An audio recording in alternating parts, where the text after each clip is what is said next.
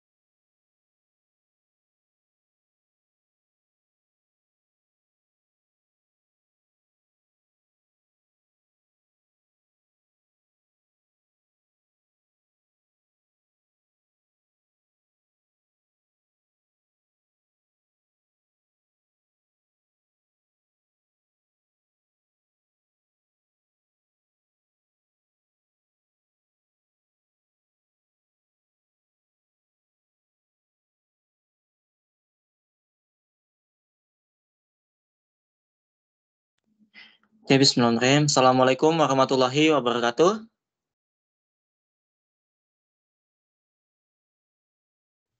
Waalaikumsalam warahmatullahi wabarakatuh.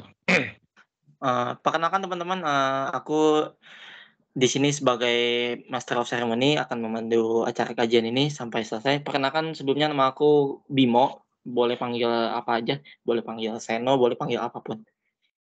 Ya, sebelumnya teman-teman di sini udah pada makan siang? Kayaknya habis istirahat nih ya. Pak Ustadz, punten. Selamat siang Pak Ustadz. Yang Mas Bimo Seno. Oke teman-teman, boleh untuk biar enak aja ya, kita yang bisa on cam boleh on cam, kalau yang bisa on cam boleh silakan on cam, karena biar kita lebih enak aja gitu, lebih afdol aja teman-teman.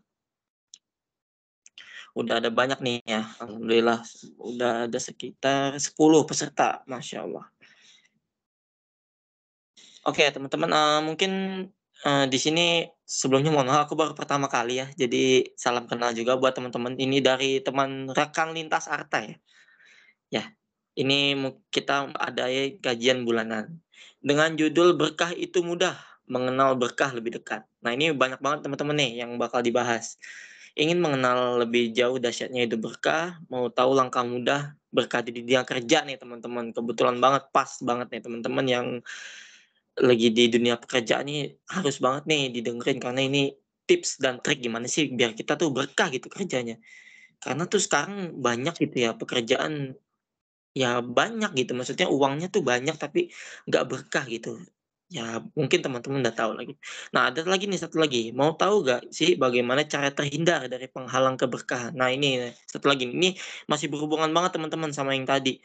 Kalau kita kerja itu bukan cuma mencari uang ya gitu, pasti mencari keberkahan juga, keberkahan dari Allah Subhanahu wa Ta'ala. Nah ini nanti bakal dikupas tuntas nih bersama Ustadz Wira Mandiri teman-teman. Mungkin biar kita karena ini nggak terlalu lama juga ya, mungkin langsung aja kita buka. Teman-teman boleh sekali lagi aku reminder, yang bisa on cam, boleh on cam teman-teman ya, biar kita afdol aja gitu. Oke, mungkin kita langsung mulai aja, kajian pada siang hari ini kepada Ustadz Wira Mandiri Bahrun, dipersilahkan. Baik, terima kasih Mas Bimo. Bismillahirrahmanirrahim.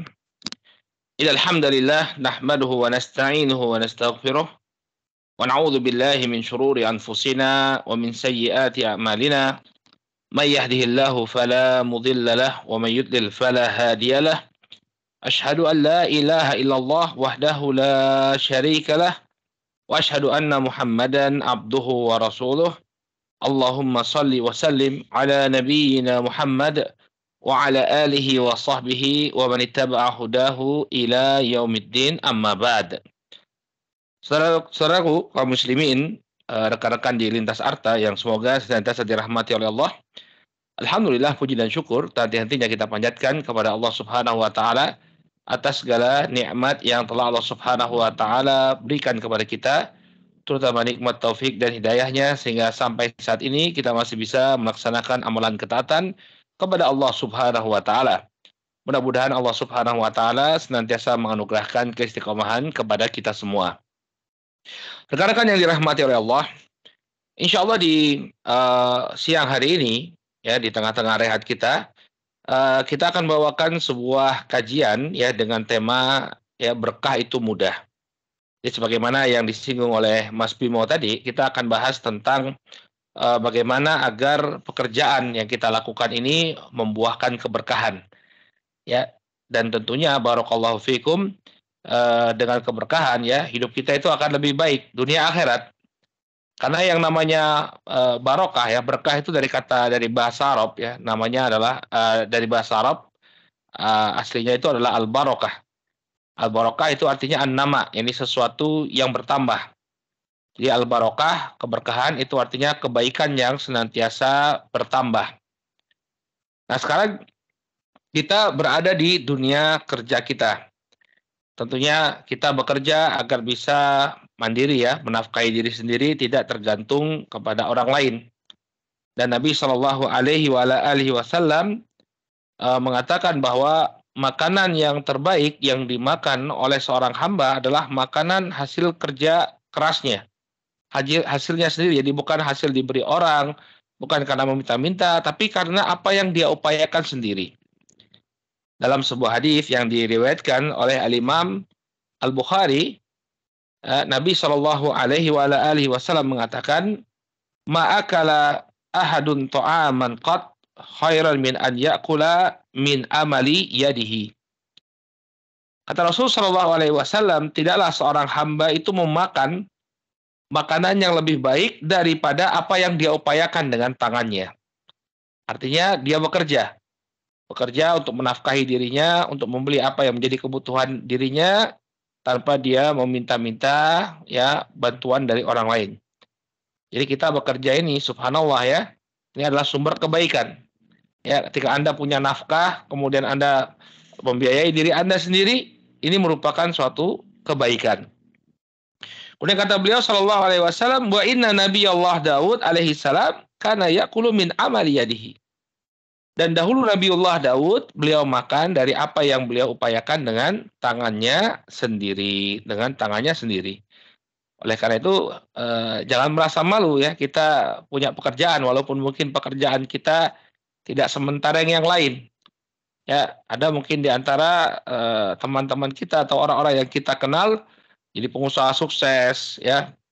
Jadi pengusaha sukses atau dia jadi pejabat atau jadi apapun itu, maka selama kita bekerja kita tidak meminta-minta, ya kita harus berbangga. Kita harus merasa bangga. Kenapa?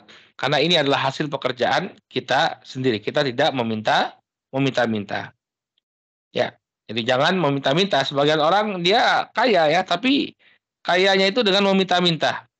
Ya, minta sana, minta sini, kemudian dengan menipu orang, ya dengan menipu orang dia meminjam uang atau dengan segala seribu satu strategi bagaimana caranya untuk mengambil harta orang lain tanpa hak, ya maka kita tidak perlu bangga dengan orang-orang yang mendapatkan kekayaannya dari sini.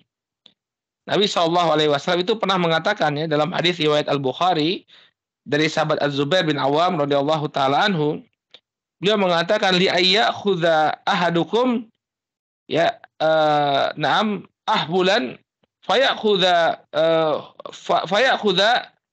husmatan min khatabin fayabi'u fayukafullahu bihi wajhahu khairun min an yas'alan nas ya a'tiya ammunia.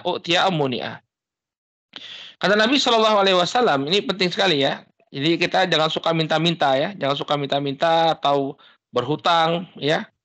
Nabi Shallallahu Alaihi Wasallam itu mengatakan, sesungguhnya salah seorang di antara kalian itu ketika dia mengambil sutas tali, kemudian dia cari kayu bakar, dia ikat, lalu dia bawa di atas punggungnya, lalu dia jual kayu bakar tersebut, itu lebih baik ya.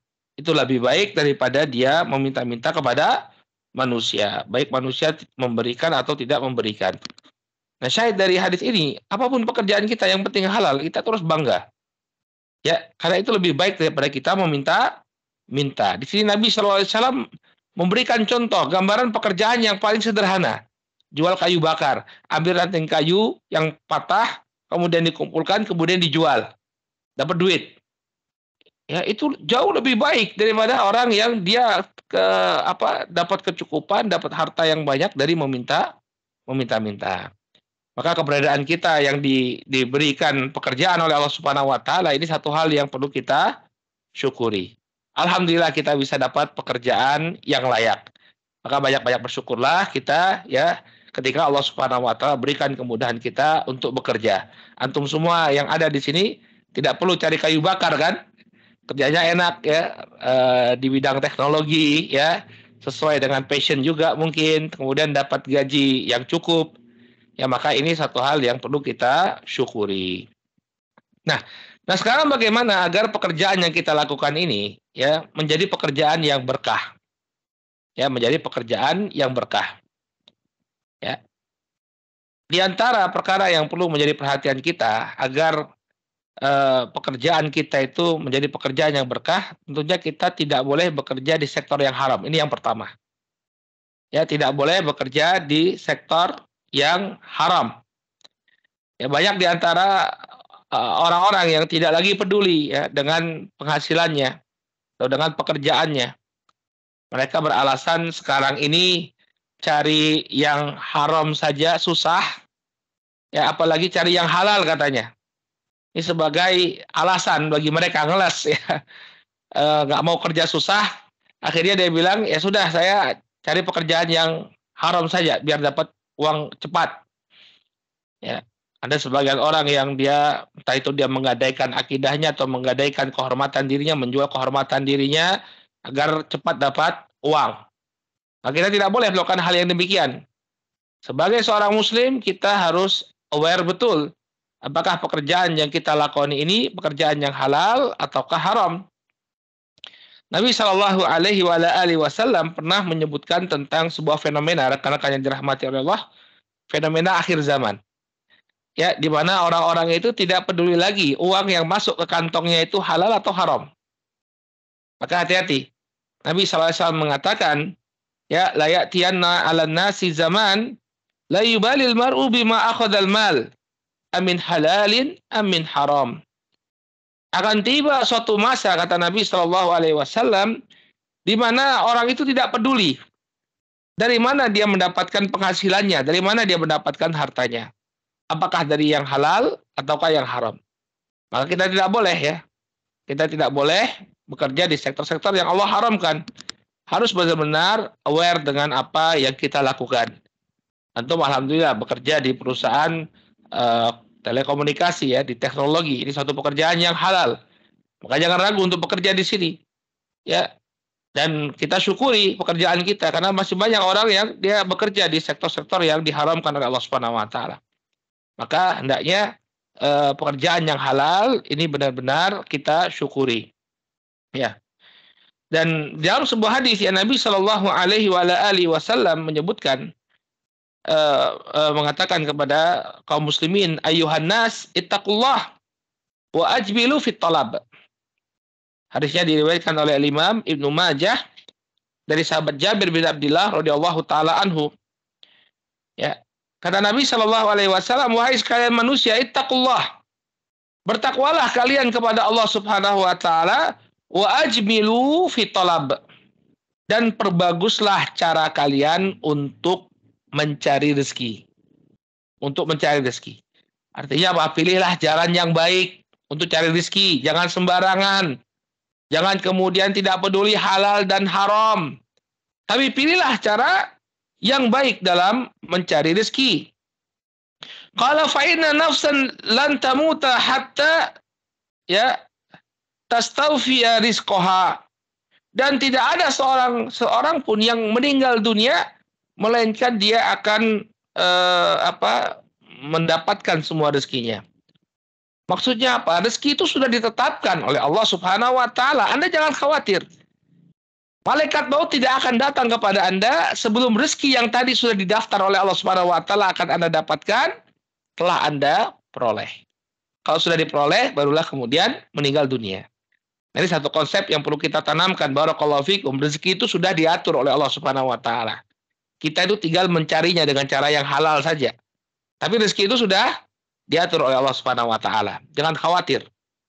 Ya, kalau memang Allah takdirkan rezeki itu kita dapatkan, kita akan dapatkan. Kalau Allah takdirkan harta itu kita dapatkan, kita akan dapatkan. Tapi kalau tidak ditakdirkan oleh Allah Subhanahu wa taala, sebesar apapun upaya kita untuk mendapatkannya, maka kita tidak akan mendapatkannya. Ada sebuah kisah yang menarik dituturkan oleh Fadilatul Syekh Profesor Dr. Abdul Razak bin Abdul Muhsin Al-Badr. Ini bicara tentang rezeki ya. Beliau ini guru besar di Universitas Islam Madinah sekaligus pengajar di Masjid Nabawi. Ya, dalam pelajaran beliau ketika beliau mengajar Ushulus Sittah, beliau cerita ini tentang konsep rezeki. Ada seorang musafir, seorang yang sedang melakukan perjalanan, suatu ketika dia berjalan, kemudian tanpa dia sadari dia masuk ke dalam sebuah sumur. Jadi dia dalam perjalanan lalu masuk ke dalam sebuah sumur. Namun Allah takdirkan dia tidak mati. Sehingga ketika ada orang yang lewat, dia minta tolong angkat saya, tolong angkat saya. Akhirnya orang pada ngangkat dia. Ya, kemudian diangkat ya ke atas permukaan, lalu dia pun diberi segelas susu. Diberi segelas susu. Lalu barakallahu fikum, setelah dia tenang, dia sudah minum segelas susu, orang-orang bertanya, "Wahai fulan, kok bisa kamu tuh masuk sumur? Ya, kenapa kamu kok bisa masuk sumur?" Ya. Akhirnya si fulan ini yang sudah meminum satu gelas susu tadi, dia mengatakan kepada khalayak, "Coba kalian ikuti aku akan tunjukkan bagaimana sebabnya aku bisa masuk kecemplung dalam sumur." Akhirnya orang ini yang sudah dia minum satu gelas susu tadi, dia mendekati sumur, kemudian terjatuh untuk kedua kalinya. Ya, ketika kedua kalinya ini, dia pun kemudian meninggal dunia. Apa pelajaran penting dari kisah ini? Barakallahu fikum. Dari kisah ini kita bisa melihat si fulan tadi yang jatuh dalam sumur, dia tidak mati. Ya, di kali pertama dia jatuh dalam sumur, dia tidak mati. Kenapa? Ya, karena rezekinya belum sempurna. Akhirnya dia naik dulu, diangkat orang naik, kemudian minum segelas susu. Ada satu gelas susu dari rezeki yang belum dia nikmati. Padahal sudah dicatat oleh Allah. Si fulan ini akan meminum segelas susu. Akhirnya dia dapatkan segelas susu tadi. Setelah dia tuntaskan rezekinya, baru kemudian dia meninggal dunia. Maka barakallahu fikum, apa yang disampaikan oleh Nabi Shallallahu Alaihi Wasallam, ya, ini mengingatkan kita, rezeki itu sudah ditetapkan oleh Allah. Ya, jadi jangan kemudian merasa bahwa wah ini saya kurang. Rezeki itu ada, sudah ditentukan oleh Allah Subhanahu wa taala. Kemudian kata Nabi sallallahu alaihi wasallam, "Wa in abta'a ahada anha fattaqullah wa ajmilu fit talab. Khudhu ma halla wa da'u ma haram." Kalau kalian merasa terlambat, rezeki kalian terlambat, tetaplah kalian konsisten. Carilah rezeki dengan cara yang baik. Jangan sampai kemudian kalian menempuh perkara yang diharamkan oleh Allah Subhanahu wa taala. Pengen cepat kaya, akhirnya dia pindah ke pekerjaan yang haram padahal sebelumnya dia sudah memiliki pekerjaan yang halal. Jangan. Ya, rezeki kalian sudah ditetapkan oleh Allah Subhanahu wa taala. Yang penting itu adalah bagaimana kalian mencarinya dengan cara yang halal. Ya. Maka ini agar kita barokah, maka carilah pekerjaan yang halal. Ya, ada sebuah ucapan dari Syekhul Islam Ibnu Taimiyah rahimahullah. Beliau mengatakan, "Wal qalil minal halal yubarik fihi. Wal haram al-katsir yadhhabu wa yamhaqullahu ta'ala."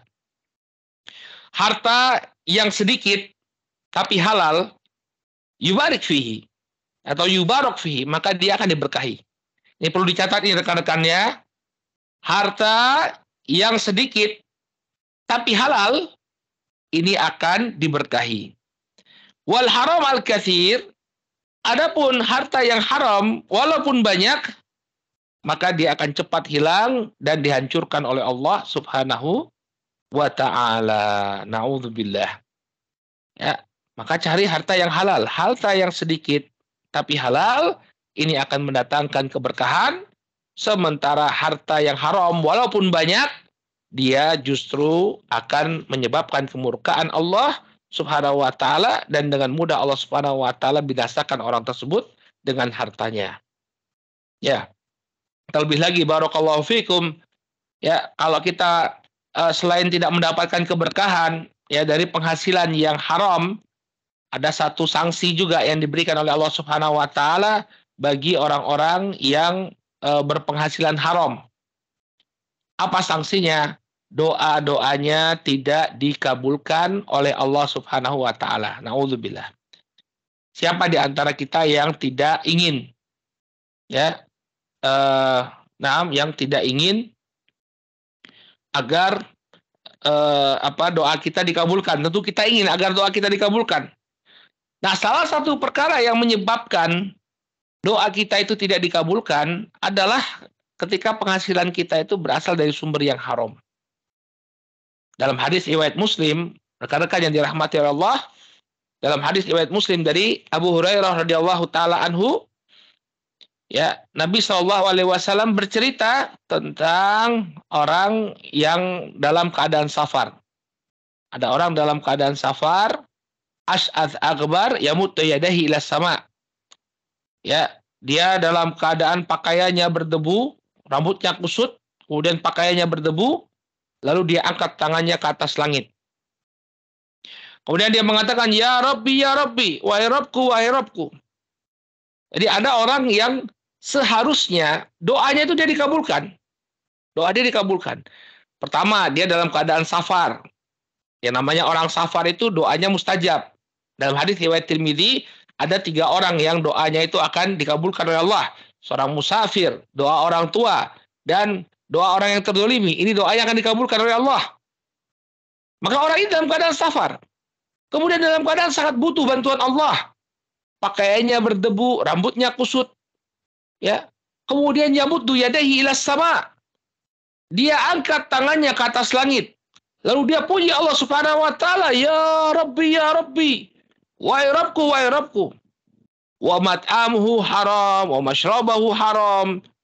Ya wa malbasuhu haram, wa ghuriya bil haram. Fa anna yustajabu lidzalik. Tapi orang ini makanannya haram, minumannya haram, pakaiannya haram, dan dagingnya tumbuh dari sesuatu yang Allah haramkan. Fa anna yustajabu lidzalik. Maka bagaimana mungkin doanya akan dikabulkan oleh Allah Subhanahu wa ta'ala. Oleh karena itu barakallahu fiikum, ya, carilah pekerjaan yang halal. Dan apabila kita berada di pekerjaan yang halal, maka dijaga pekerjaan tersebut. Ya, karena apa? Pekerjaan yang halal ini merupakan sumber keberkahan bagi kita. Ini yang pertama. Ya, bekal kita untuk mendapatkan keberkahan di dunia kerja, cari pekerjaan yang halal. Cari pekerjaan yang halal. Baik. Kemudian yang kedua, saudaraku kaum muslimin yang dirahmati oleh Allah, ya, rekan-rekan lintas arta, barakallahu fiikum, agar pekerjaan kita itu halal atau agar pekerjaan kita itu berbarokah, ya, niatkan Anda dalam bekerja yang pertama adalah untuk mencukupi kebutuhan Anda. Bagaimana yang tadi kita sampaikan dalam Al-Muqaddimah, bahwa seseorang itu, ya, memakan apa yang dia usahakan, itulah yang terbaik. Maka kita niatkan pada diri kita bekerja itu agar tidak tergantung sama orang lain. Agar kita bisa, ya, hidup tanpa bergantung dengan orang lain. Kita bekerja, bisa mandiri. Demikian juga bagi yang sudah berkeluarga, agar pekerjaannya itu barokah, hendaknya dia niatkan, ya, pekerjaannya itu agar bisa menafkahi, ya, keluarga. Ini terutama bagi para bapak-bapak, ya, bagi para suami yang bekerja, antum niatkan, saya ini bekerja agar bisa memberikan nafkah yang halal kepada anak dan istri saya. Kenapa? Karena kalau kita niatkan seperti itu, maka hasil pekerjaan kita tadi, ya, nafkah yang kita berikan tadi, ini akan menjadi keberkahan. Akan menjadi keberkahan. Kalau kita memang bekerja niat untuk menafkahi keluarga, maka ketika kita berikan apa yang menjadi hak mereka berupa nafkah, ini akan menjadi sumber keberkahan dalam rumah tangga kita. Dalam sebuah hadis, ya, yang diriwayatkan oleh Al-Imam Muslim dari sahabat Abu Hurairah radhiyallahu taala anhu, Nabi sallallahu alaihi wasallam, dinarun anfaqtahu fi sabilillah, wa dinarun anfaqtahu fi raqabah, wa dinarun tasaddaqta bihi ala miskin, wa dinarun anfaqtahu ala ahlik, fa'adhumuha ajran alladhi anfaqtahu ala ahlik. Nabi SAW bersabda, dinar yang engkau keluarkan di jalan Allah, ya. Kemudian dinar yang kau nafkahkan untuk membebaskan budak, dan dinar, ya, yang kau pakai untuk bersedekah, serta dinar yang kau pakai untuk menafkahi anak istrimu, fa'adhamu ajran alladhi anfaqtahu ala ahlik. Yang paling besar pahalanya adalah apa yang kau infakkan kepada keluargamu. Maka jangan salah ketika kita bekerja mencari nafkah untuk menafkahi anak dan istri kita, ya, kita berarti telah melakukan sesuatu yang paling besar pahalanya di sisi Allah Subhanahu wa taala. Makanya barakallahu fikum, laksanakanlah tugas kita ini dengan sebaik-baiknya. Bekerja dengan mencari penghasilan yang halal, lalu kita niatkan untuk apa? Menafkahi anak dan istri kita. Maka insya Allah, ya, ini akan mengundang keberkahan dalam kehidupan kita. Kenapa? Yang namanya keberkahan itu muncul dari ketaatan. Seorang suami yang dia telah berupaya bekerja untuk mendapatkan harta yang halal agar bisa menafkahi anak dan istrinya, berarti dia telah melakukan suatu ketaatan kepada Allah Subhanahu wa ta'ala. Dia telah melakukan ketaatan kepada Allah Subhanahu wa ta'ala.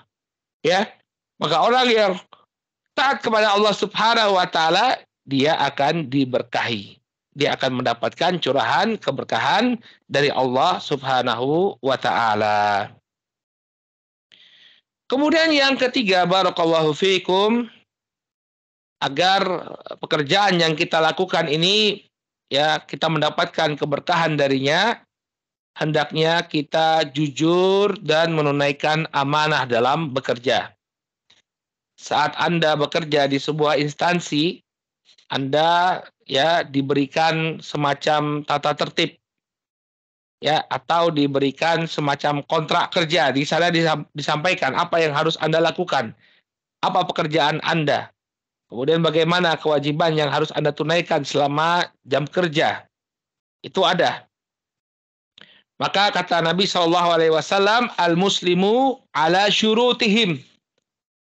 Ya, orang-orang Islam itu berada di atas syarat-syarat mereka. Kalau kita sudah sepakat, kita sudah taken kontrak, kemudian ada kontrak yang di situ disebut tidak ada yang bertentangan dengan syariat Islam, maka hendaknya kita penuhi kontrak tadi. Ya, apapun aturan yang dibuat oleh perusahaan, ya, yang tidak melanggar syariat, maka hendaknya kita penuhi. Misalnya dulu masuk lintas arta, taken kontrak. Di sana ada hak, ada kewajiban. Apa yang menjadi hak Anda, apa yang menjadi kewajiban Anda harus Anda pahami dengan baik. Ya, kemudian ketika memang di sana ada aturan yang dibuat oleh perusahaan dan di dalam kontrak kita wajib taat kepada aturan tersebut, maka kita taati. Maka kita taati. Ya, ini merupakan sikap amanah dan pemenuhan syarat. Karena kita sudah tanda tangan itu. Artinya apa? Ada syarat yang kita telah setujui. Maka dalam Islam syarat tersebut harus dipenuhi. Syarat tersebut harus dipenuhi. Ya, di dalam Al-Qur'an Allah Subhanahu wa taala melarang kita dari sikap khianat. Mengkhianati apa yang telah kita buat, perjanjian yang telah kita buat. Ya. Allah Subhanahu wa taala berfirman, "Ya ayyuhalladzina amanu la takhunullaha war rasul wa takhunu amanatikum wa antum ta'lamun." Wahai sekalian manusia, ya, berimanlah kalian, atau wahai orang-orang yang beriman, la takhunullah, janganlah kalian berkhianat kepada Allah, war rasul, dan janganlah kalian berkhianat kepada Rasul, wa takhunu amanatikum, ya antum ta'lamun, dan janganlah kalian mengkhianati amanah-amanah yang telah dipercayakan kepada kalian sedangkan kalian mengetahuinya. Jangan apa? Sedangkan kalian mengetahuinya. Nah, inti dari ayat ini, jangan kita mengkhianati amanah-amanah yang telah diberikan. Job desk kita itu hendaknya kita kerjakan dengan baik. Ya, misalnya ada di sebagian kantor yang dia berbasic waktu. Artinya masuk kantor, sudah ada waktunya sidik jari jam berapa, pulang dari kantor jam segini. Maka kalau memang perusahaan tempat kita bekerja mewajibkan hal yang demikian, kita ikuti. Karena kita sudah sepakat untuk mentaati aturan tersebut. Ya, misalnya dalam pekerjaan berbasis project misalnya, berbasis project bukan berbasis absen seperti tadi, berbasis project misalnya. Si fulan tolong kerjakan tugas ini, maka dilaksanakan tugas tersebut dengan sebaik-baiknya. Ya, jangan kemudian dia mengkhianati amanah-amanah yang telah diberikan kepadanya. Baik, barakallahu fikum. Nah, kemudian dalam menunaikan amanah, hendaknya kita kerjakan pekerjaan kita itu dengan baik. Jangan sampai kemudian ini yang sering terjadi dalam dunia kerja, sebagian pekerja dia menuntut tambahan gaji, ya, menuntut ini dan itu. Tapi dari sisi kinerja dia tidak bertambah. Maka hal yang demikian dicela loh dalam Islam. Artinya Anda punya standar ganda. Kalau bekerja inginnya males-malesan, tapi kalau menerima gaji pengennya paling cepat, pengennya paling besar, maka yang demikian bukanlah karakter seorang muslim. Dalam Al-Quran Allah Subhanahu wa taala mencela orang-orang yang punya standar ganda. Wailul lil mutaffifin alladzina idza iktalu alladzina idza iktalu 'alan nasi yastawfun wa idza kaluhum aw wazanuhum yukhsirun. Kata Allah Subhanahu wa taala, celakalah orang-orang yang bersikap curang. Yaitu orang-orang yang apabila dia menerima takaran dari orang lain, yastaufun. Dia meminta agar orang tersebut memenuhi haknya. Wa idza kaluhum aw wazanuhum yukhsirun. Namun apabila mereka yang menimbang atau menakar, maka mereka yukhsirun. Ya, mereka mengurangi haknya. Maka ini adalah sikap standar ganda yang tidak boleh ada dalam kaum muslimin. Ketika dia meminta hak dari bosnya, dia minta agar dipenuhi haknya. Ya, tapi ketika dia bekerja, dia tidak berupaya untuk memenuhi apa yang menjadi kewajiban ya yang telah ditetapkan oleh sang pimpinan. Maka berhati-hatilah ya dari sikap tidak amanah. Dari sikap tidak amanah. Kerjakan job desk Anda dengan sebaik-baiknya. Jangan sampai kemudian di waktu bekerja misalnya, ya di waktu bekerja dia memanfaatkan waktu tersebut untuk bukan untuk pekerjaannya. Ini nggak boleh. Ya, ini tidak diperbolehkan.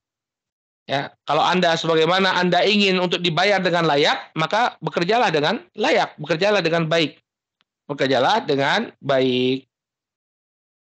Kemudian selain kita menunaikan apa yang telah diamanahi kepada kita dalam pekerjaan, hendaknya dalam melakukan pekerjaan itu kita menghiasi diri kita dengan kejujuran. Harus jadi orang yang jujur, jadi jangan jadi orang yang suka berdusta atau melakukan penggelapan. Ya, misalnya dia bekerja sebagai driver. Ya, sebenarnya bensin yang dia habiskan cuma senilai 100.000 rupiah misalnya. Tapi dia meminta ya diganti dengan jumlah yang lebih. Ya, dengan jumlah yang lebih. Maka hati-hati ya, yang demikian merupakan ketidakjujuran. Ya, ketidakjujuran. Ya sudah dia laporkan apa yang dia habiskan, dia laporkan itu, dia bikin lapor. Jangan bikin bon bon palsu ya. Bon palsu. Misalnya dia diperintahkan oleh kantornya untuk membeli sesuatu, harganya berapa? 100.000. Saat dia meminta kwitansi, ya dia minta tolong dong dibesarin jumlahnya. Biar apa? Biar saya bisa mendapatkan lebih dari kantor saya. Maka jangan kita berbuat seperti ini. Jadilah orang yang jujur dalam bekerja. Ya, jadilah orang yang jujur dalam bekerja. Kenapa? Karena yang namanya kejujuran itu barakallahu fikum pastilah akan membawa kebaikan pada diri kita. Termasuk dalam masalah pekerjaan. Nabi Shallallahu Alaihi Wasallam dalam hadis yang diriwayatkan oleh sahabat Abdullah bin Mas'ud radhiyallahu taala anhu, beliau mengatakan, "Alaikum bisidq." Ya, wajib bagi kalian untuk bersikap jujur. Ya, fa inna sidqa yahdi ilal bir wa innal birra yahdi ilal jannah. Karena sesungguhnya yang namanya kejujuran ini pasti akan menggiring kita pada kebaikan. Percaya deh. Ya, menggiring kita pada kebaikan. Wa innal birra yahdi ilal jannah. Dan yang namanya kebaikan dia akan menggiring kita kepada surga, menggiring kita kepada surga. Ya, jadi jangan khawatir untuk bersikap jujur dalam pekerjaan kita. Ya, sebagian orang itu keliru ya, bikin pepatah ngawur. Nek jujur, nek jujur, ujur, ajur gitu ya katanya orang Jawa ya. Nek jujur, ajur. Kalau kamu jujur, kamu sial. Ini keliru. Nabi yang mengatakan bahwa apa? Ya bersikap jujurlah. Karena sesungguhnya jujur itu akan membawa kalian pada kebaikan. Membawa kalian pada kebaikan. Nah sebaliknya, iyyakum wal kadhiba fa innal kadhiba yahdi ilal fujur wa innal fujura yahdi ilan nar. Sebaiknya kata beliau, ya, hati-hati dari anjing. Karena sesungguhnya anjing itu ya fa innal kadhiba, maaf, hati-hati kalian dari, bukan anjing ya, hati-hati kalian dari kedustaan. Karena sesungguhnya kedustaan itu akan membawa kalian pada fujur, pada perbuatan dosa. Orang kalau dia melakukan penggelapan, ya untuk menutupi kejahatannya dia akan melakukan banyak hal. Entah dia melakukan riswah, menyogok aparat, atau dia menghancurkan barang bukti dan lain sebagainya. Ya, maka ketidakjujuran itu pasti akan membawa kepada perbuatan dosa. Wa innal fujura yahdi ilan nar. Dan yang namanya perbuatan dosa akan menggiring Anda kepada api neraka. Maka jangan kemudian kita terbalik. Ya, biasa tidak jujur untuk mendapatkan keuntungan, ya, untuk mendapatkan keuntungan lebih. Hati-hati. Ya, apabila Anda tidak jujur dalam melakukan pekerjaan Anda, ya, maka akan hilanglah keberkahannya. Namun ketika Anda jujur dalam melakukan pekerjaan, insya Allah barokah itu akan diberikan oleh Allah Subhanahu wa taala. Allah akan berikan keberkahan bagi orang-orang yang jujur dalam pekerjaannya. Ada sebuah kisah, barakallahu fikum, ya. Ini saya nggak tahu di list peserta daurah masih banyak yang masih jomblo nggak ini, ya. Ini kita mau cerita tentang orang yang beruntung mendapatkan jodoh karena kejujuran. Ada yang begitu, Ustaz? Ada. Para ulama ketika menyebutkan biografinya Al-Imam Ibnu Mubarak, beliau cerita bagaimana Ibnu Mubarak ini bisa lahir. Ya, bagaimana dia bisa lahir dan menjadi seorang ulama besar. Ceritanya bermula dari sang bapak. Bapaknya namanya Mubarak. Jadi Mubarak ini, barakallahu fikum, dia bekerja sebagai seorang satpam. Job desk-nya adalah untuk menjaga keamanan sebuah kebun milik orang yang kaya. Milik orang kaya. Maka bekerjalah Mubarak di sana, bapaknya Imam Ibnu Mubarak, ya, yang namanya Mubarak, dia bekerja di sana, ya, sambil mengambil upah.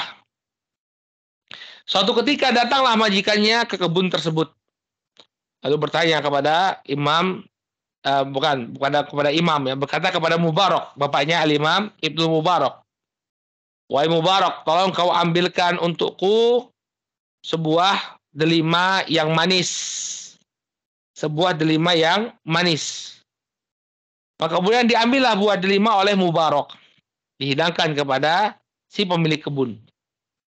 Kemudian ternyata delima yang dibawa oleh Mubarak itu asam rasanya. Asam rasanya. Maka kemudian si pemilik kebun meminta lagi, Mubarak ini asam. Coba kau cari lagi. Ya, kau cari lagi buah delima yang manis.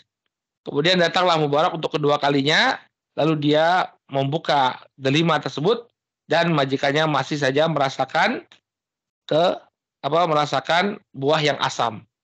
Maka marahlah dia kepada Mubarak. Wahai Mubarak, kamu sudah bekerja di sini tapi membedakan antara delima yang manis dengan delima yang masam saja engkau tidak tahu. Ya, bagaimana ini? Aku sudah pekerjakan engkau selama beberapa bulan di sini, engkau belum bisa membebaskan, ya, engkau belum bisa mendapatkan buah delima yang manis. Maka apa kata Mubarak? Dia mengatakan kepada majikannya, wahai majikanku, ya, ini menunjukkan saking amanahnya beliau.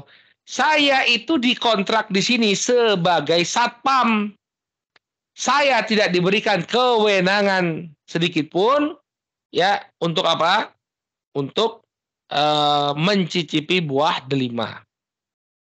Karena dia tugasnya adalah sebagai apa? Sebagai satpam, sebagai penjaga. Ya. Nah, sekarang kata Mubarak, ya, saya tidak tahu bagaimana membedakan delima yang manis dengan delima yang asam. Ya, karena saya tidak pernah mencicipi. Lalu apa yang terjadi, saudaraku kaum muslimin yang dirahmati oleh Allah? Majikannya terkesan sekali dengan kejujurannya Mubarak. Maka dia pun dinikahkan dengan putri sang pemilik kebun, yang pemilik kebun ini ketika itu termasuk orang yang paling kaya di kota Baghdad.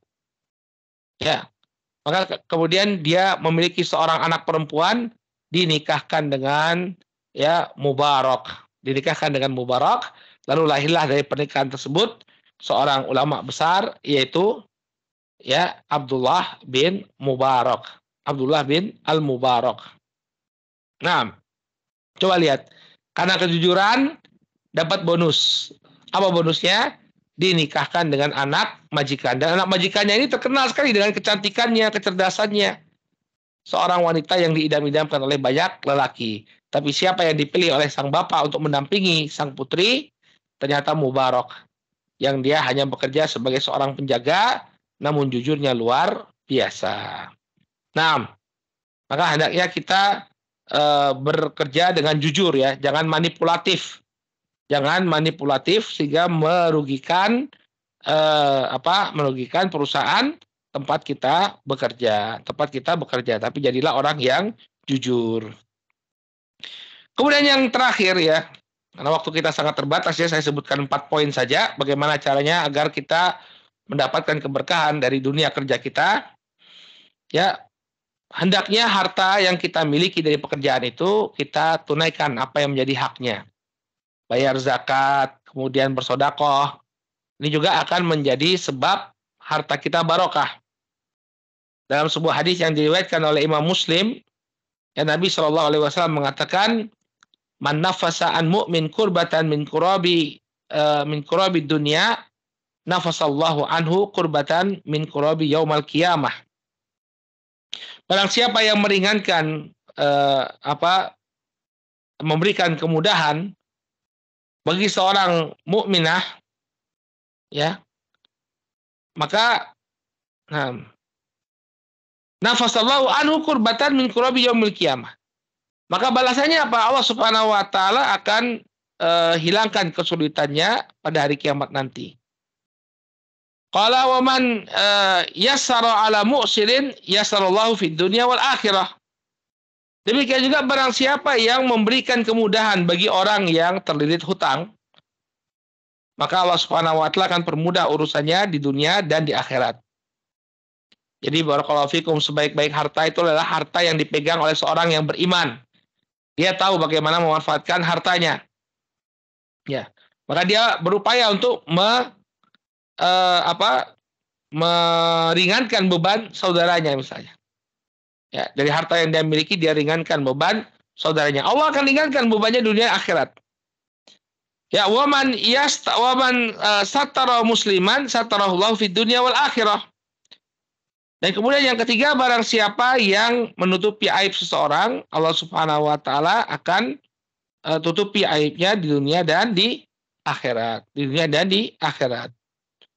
Wallahu fi aunil abdi makanu fi ahni akhi. Ya.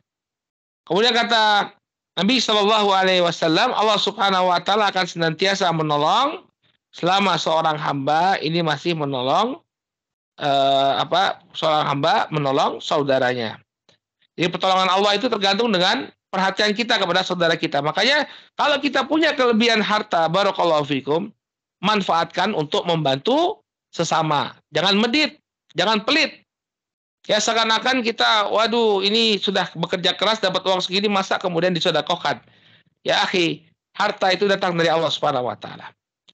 Maka ketika kita mendapatkan harta, gunakan harta tersebut untuk untuk menjalankan ketaatan kepada Allah Subhanahu wa taala. Ya, maka Allah Subhanahu wa taala salah satunya adalah apa? Dengan memberikan bantuan kepada saudara kita.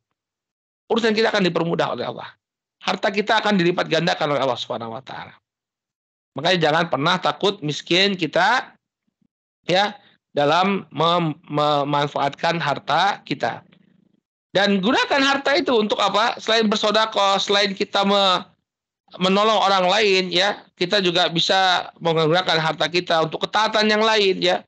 Berangkat umroh, berangkat haji. Sehingga harta itu menjadi harta yang benar-benar berbarokah.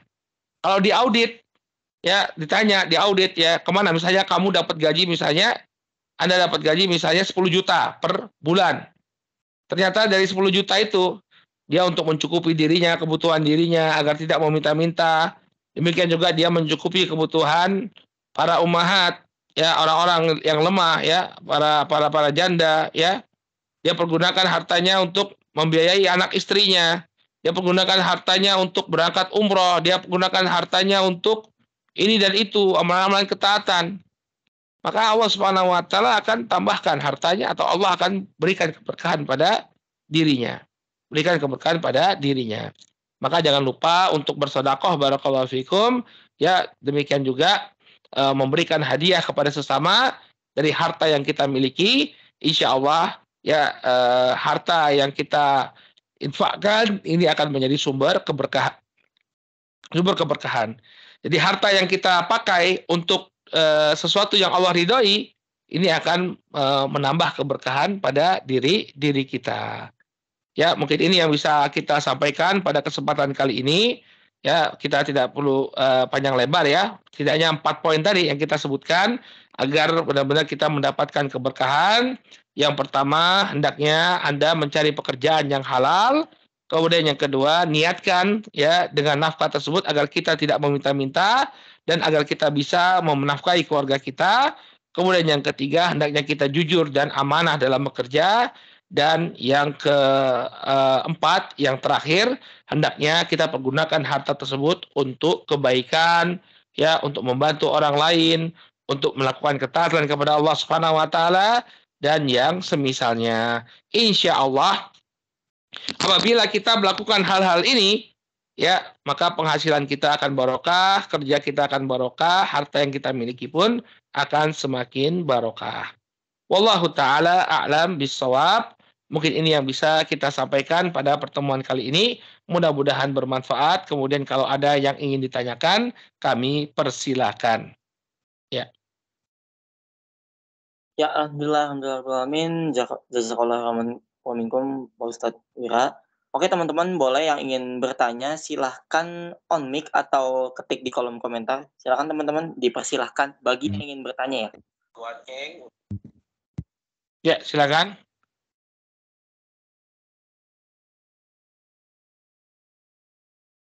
Silakan teman-teman, ada yang ingin bertanya? Boleh memperkenalkan diri dulu ya sebelum bertanya biar kita saling kenal. Ya. Atau pada istirahat ini. Memang tantangan kajian setelah zuhur itu, apalagi setelah makan siang itu ya Mas Bimo ya. Ngantuk ya Mas. Iya. Ya. Silakan. Ya teman-teman. Kalau ada yang ingin bertanya, silakan. Kalau tidak ada, mungkin Mas Bimo ada pertanyaan. Oke, mungkin teman-teman yang lain lagi mikir Pak Ustadz ya. Oke, mungkin aku deh Pak Ustadz, kalau misalnya teman-teman ada pertanyaan. Tadi aku mau nanya sesuatu nih Pak Ustadz. Ini soalnya Pak Ustadz ya. Kadang kan di dunia pekerjaan itu kan kita suka merasa namanya burnout ya Pak Ustadz. Maksudnya kayak merasa capek gitu, pas capek banget nih, entah temen kah atau atasan kita gitu.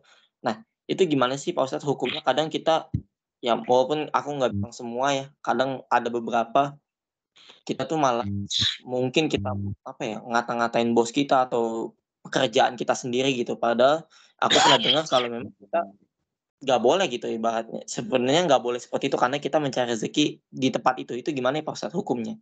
Cara menanggapinya gitu Pak Ustadz.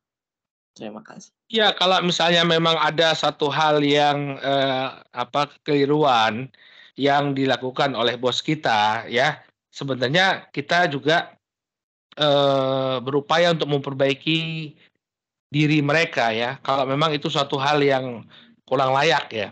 Karena kan yang namanya kita apalagi bos kita itu seorang muslim, ya namanya sesama muslim itu kan harus saling menasehati ya, memberikan masukan. Dalam surat Al-Asr itu kan Allah mengatakan, ya wal asri innal insana lafi khusr illal ladzina amanu wa amilus solihat wa tawassaw bis sabr wa tawassaw bil haq wa tawassaw bis sabr. Manusia itu dalam kerugian kata Allah, kecuali orang-orang yang beriman, beramal soleh, kemudian saling menasehati dalam kebenaran dan saling menasehati dalam kesabaran. Makanya sebenarnya kalau ada rekan kerja kita atau bahkan pimpinan kita yang mungkin melakukan hal yang kurang terpuji, itu sebaiknya kita nasihati. Kita beri masukan dengan cara yang baik. Dan seorang pimpinan pun harusnya dia membuka ruang-ruang masukan bagi dirinya untuk perbaikan dirinya. Ya, misalnya ketika menegur kesalahan pegawai berlebihan atau menggoblok-goblokkan bawahan, ini tidak perlu terjadi. Ya jadilah pemimpin yang dicintai oleh bawahan. Ini nasihat ya, mungkin di sini ada juga yang, punya jabatannya di kantor, ya, Anda itu ingin nanti dikenang seperti apa? Ini harus kita pikirkan. Apakah akan dikenang sebagai seorang pimpinan yang otoriter tanpa peduli dengan bawahan Anda, atau Anda ingin dikenang sebagai pimpinan yang dicintai oleh bawahan Anda? Ya, tentu kita semua ingin dicintai oleh bawahan kita. Maka berbuatlah yang baik. Kalau memang ada bawahan yang apa? Kalau memang ada bawahan yang perlu diluruskan, luruskanlah dengan cara yang baik. Ini akan luar biasa pengaruhnya bagi hubungan Anda. Banyak orang yang hormat mungkin pada Anda ketika Anda berada di jabatan Anda, tapi begitu pensiun, begitu sudah tidak bekerja lagi, ya mungkin orang pura-pura tidak kenal. Ya, bahkan orang-orang mulai berani berbicara, ya, secara terang-terangan tentang diri Anda. Tentu ini tidak diharapkan. Maka jadilah pimpinan yang baik. Demikian juga karyawan, ya ketika memang dia salah, terima salah, perbaiki diri. Ya, dia bersyukur kalau ada memang seorang, atasan yang mau menegur dan memberikan, memberikan bimbingan kepada dirinya. Nah, seperti itulah kita harusnya dalam dunia kerja. Jangan kemudian karena mentang-mentang punya kekuasaan, lantas berbuat semena-mena. Demikian juga yang di bawah, jangan kemudian karena bosnya itu baik, akhirnya dia pun bekerja seenaknya saja. Tapi kalau masing-masing itu memahami bagaimana menciptakan komunikasi yang baik ya di tengah-tengah dunia kerja, maka ini akan menghasilkan kebaikan pada dua belah pihak. Nah, Anda juga jangan di belakang ya, jangan di belakang, ngomel di belakang. Sampaikan saja. Ya, sampaikan saja dengan cara yang baik kepada pimpinan Anda bahwa ada satu hal yang perlu diperbaiki demikian dan demikian. Karena memendam sesuatu di hati pun kurang baik ya, memendam sesuatu di hati kurang baik. Apalagi sampai kemudian karena kesel sama perusahaan, akhirnya dengan sengaja melakukan sesuatu yang bikin perusahaan rugi. Ya, ini jangan. Anda zalim ya. Anda zalim. Ya jangan sampai kita ketika dizolimi oleh orang lain, kita pun balas dengan kezoliman. Tidak. Ya, laksanakan apa yang menjadi tugas Anda. Kalau memang keadaan tidak bisa diperbaiki, maka bersabar. Ya, bersabar. Tapi kita berupaya terlebih dahulu untuk melakukan yang terbaik. Ya, memberikan masukan-masukan kepada pimpinan kita. Ya, mudah-mudahan dengan cara seperti itu, orang pun akan betah bekerja, dengan senang hati dia bekerja, tidak merasa terpaksa dalam melakukan pekerjaannya, dan bisa memberikan hal yang paling optimal bagi perusahaan. Wallahu taala a'lam. Begitu ya, Mas Bimo? Ya. Siap Pak Ustadz, jazakallah khairan wa minkum. Terima Oh kasih ya, Pak Ustadz, syukron sebelumnya. Oke ya. mungkin teman-teman yang lain ada yang bertanya? boleh langsung di on mic atau diketik aja kalau ingin ada yang bertanya. Sepertinya nggak ada Pak Ustadz, oke. Sepertinya nggak ada yang mau bertanya Pak Ustadz, oke. Mungkin teman-teman kalau memang nggak ada yang bertanya, mungkin tadi materi yang disampaikan oleh Ustadz Wira Mandiri udah jelas ya. Ya emang sudah jelas ya, alhamdulillah udah jelas. Dan teman-teman mungkin udah mendengarkan dengan seksama juga. Oke, mungkin Pak Ustadz kita sudah sampai sini aja kajian untuk hari ini. Sebelumnya syukron kepada Pak Ustadz Wira yang sudah meluangkan waktunya, dan syukron juga kepada teman-teman dari Lintas Aksa. Terima kasih, mohon maaf jika banyak kesalahan yang saya buat. Terima kasih teman-teman, atas, keluangan waktunya untuk mendengarkan kajian siang ini. Oke, saya selaku MC Bimo Seno pamit undur diri. Wassalamualaikum warahmatullahi wabarakatuh. Terima kasih teman-teman. Waalaikumsalam warahmatullahi wabarakatuh. Saya pamit ya. Assalamualaikum warahmatullahi wabarakatuh.